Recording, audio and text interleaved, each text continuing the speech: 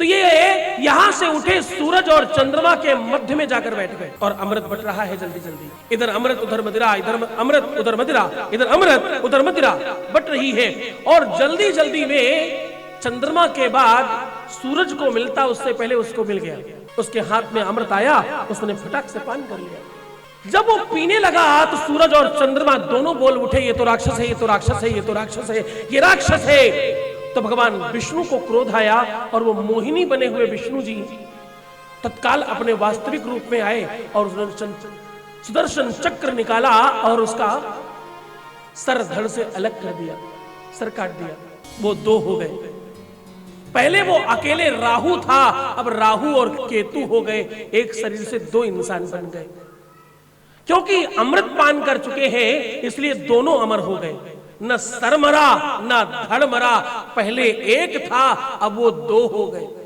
सूर्य और चंद्रमा ने बताया था, इसीलिए राहु और केतु उन्हें हमेशा ग्रसित करते रहते हैं। सूर्य और चंद्रमा में ग्रहण लगता रहता है बार बार कि तुमने क्यों बताया था, वो शत्रु मानता है। हाँ?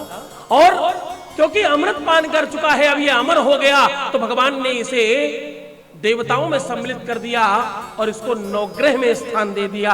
7 ग्रह प्रमुख तौर पर थे, 2 छाया ग्रह जोड़े गए तो 9 ग्रह हो गए।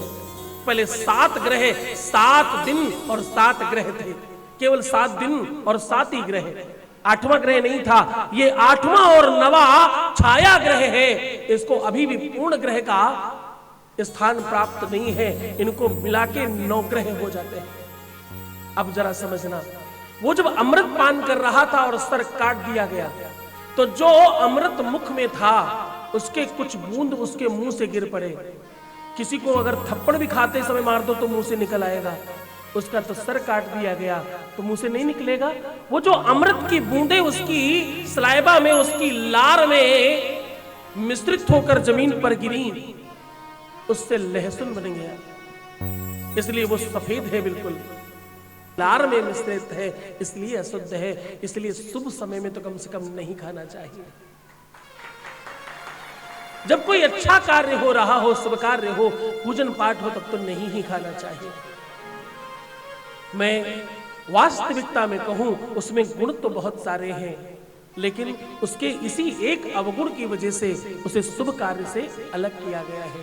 यद्यपि वो अमर हो गया, एक राक्षस जब अमर होने की वजह से देवताओं में सम्मिलित किया जा सकता है, तो अमृत में अगर थोड़ा सा दोष है तो वो आपके भोजन में क्यों नहीं सम्मिलित हो सकता। इसी भाव से संतों ने तुम सबको खाने की अनुमति तो प्रदान करी, इसीलिए तो समाज में मिलता है, वरना तो इसे कब तक हटा दिया गया होता।